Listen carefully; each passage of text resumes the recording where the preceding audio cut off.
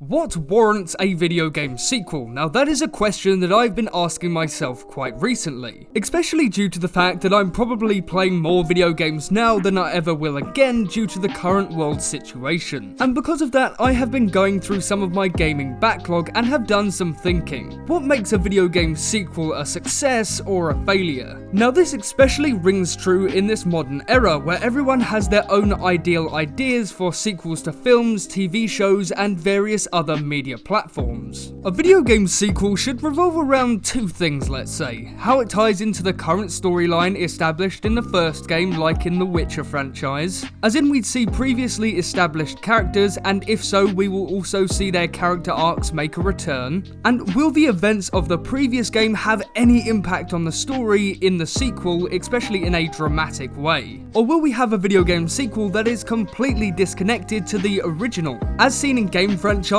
like Fallout, where each sequel is not directly linked to one another, and yet the gameplay is still fun and enjoyable each time round. And it's things like these in this initial developmental stage that can really make or break a video game sequel.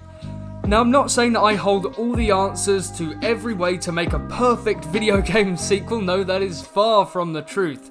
I'm just saying that if developers truly take time in making these core decisions, it can really be the difference between a success and a failure. This was a possibility that everyone around the world was excited for, and after Todd Howard sweet-talked us into a false sense of security, he dropped Fallout 76.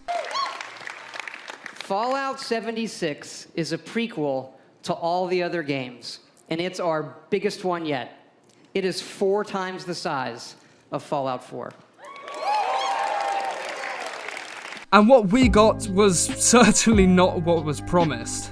The game that was actually put onto store shelves was something of pure horror. When you actually loaded into the game, that is, if you could load into the game anyways, you were not greeted by the standard Bethesda charm as seen in practically every Bethesda RPG predating Fallout 76. Instead, you were greeted by horrible visual glitches that turned your screen black, enemies attacking you but not loading in, and to be honest, quite a terrible campaign. With all the DLC now, it is fairly competent, but don't let that defer you from how the game initially was presented to the public, which was in a broken state with no real charm to it. Bethesda really did try and push that game out as quickly as possible, and it really showed how much their creation engine is outdated and broken. There was no real love put into the game, and I certainly think there was passion for sure, but not love. And it's moments like this where Bethesda's veil of charm from their previous games has been lifted. And now most people see Bethesda in a different light, certainly different to how they saw them pre-Fallout 76.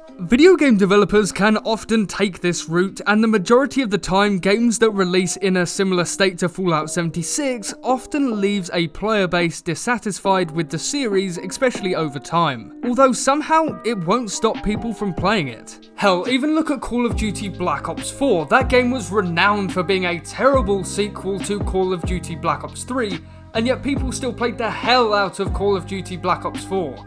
It's such a weird thing because you try and convince yourself that a game is good by constantly playing it, but yet subconsciously you know it won't really make a difference on your opinion of the game. Some franchises do have direct continuation, such as The Witcher. Each game, like in the Mass Effect series, is not only a direct continuation, but all of these entries allow players to transfer their story decisions into the next game. I personally think that this is a great way to do sequels. It makes your choices that you have made in previous entries so much more significant. And perhaps when you get to the sequel, you may start to question your actions from previous titles in the series, such as allowing a party member to die or losing a friendship with a companion due to a brash and misguided decision. As stated previously, I feel like doing sequels this way is a fantastic way to execute a sequel. You would certainly feel more immersed in a sequel if you knew you couldn't rectify any previous mistakes, much like in real life. It's just such a shame that many other sequels don't take this approach, but sometimes it's not necessary. Especially in games where you jump around different time frames, or games that don't offer the player any choice in the narrative. So this means of storytelling, that being transferring save files and progress, unfortunately can't be used all of the time, but it does certainly add some more gravitas if a game does implement this feature. Surprisingly, however, some games are not always liked in their initial release window, and I'm gonna delve into some Assassin's Creed. And no, I'm not gonna be cliche and talk about Assassin's Creed 2 being the best sequel ever created. No, instead I'm gonna be going over Assassin's Creed Unity, which has certainly seen more love and praise in recent years, especially compared to the reception of the game in its initial release window. Unfortunately, Assassin's Creed Unity was not received in the best possible way, let's say. All of the gameplay trailers, cinematic trailers, and even the first trailer led people to be thrilled about the first Assassin's Creed to hit current gen consoles. Oh wait, no, it's last gen now. The first Assassin's Creed game to reach last gen consoles. Damn, I am not gonna get used to that. But Assassin's Creed Unity looked phenomenal, like actually beautiful. But when the game released, it left a bitter taste in people's mouths.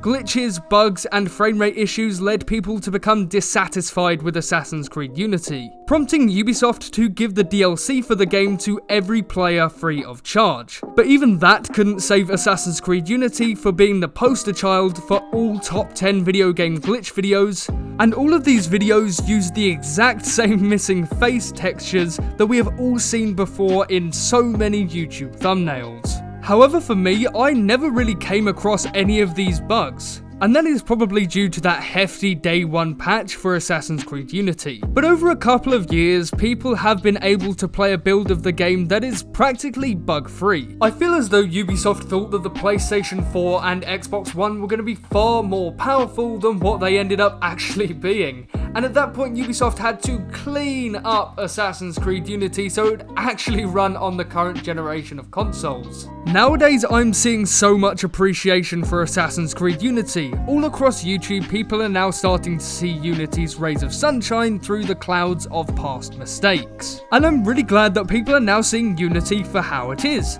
A great game with one of the best parkour systems since the Ezio era of Assassin's Creed. And also the implementation of actual co-op, which is something that many people had hoped for the franchise ever since the Ezio era, which had more PvP modes than PvE. It's just such a big shame, however, that the launch window clouded people's views on a great campaign with beautiful graphics, fluid multiplayer, and an amazing revamped parkour system. And I feel like if Ubisoft took more time to actually try and work out some of the kinks in Unity, people may have thought of Assassin's Creed Unity as one of the best Assassin's Creed games ever made. And I feel like this quote will actually help round off this section better than I ever could.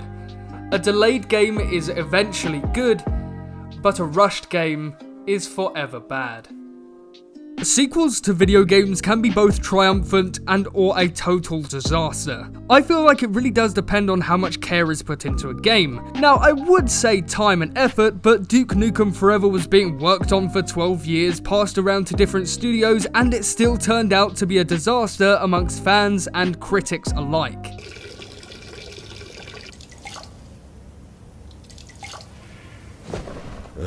No, what am I doing? What kind of sick motherfucker picks up wet feces? What am I, a chimpanzee?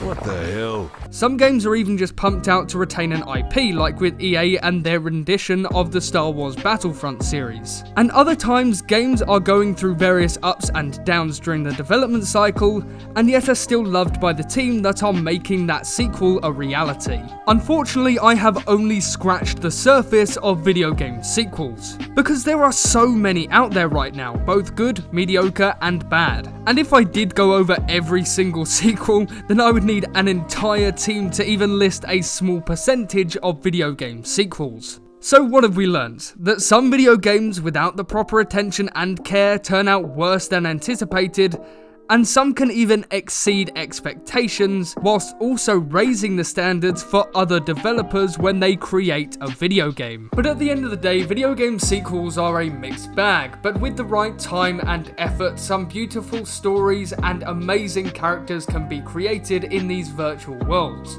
With just the right bit of time and effort, and that video game sequel that you've been hoping to play may be fantastic. But thank you so much for watching this video. If you did enjoy, then subscribe and turn on that notification button so you don't miss another upload from me. So thank you and goodbye.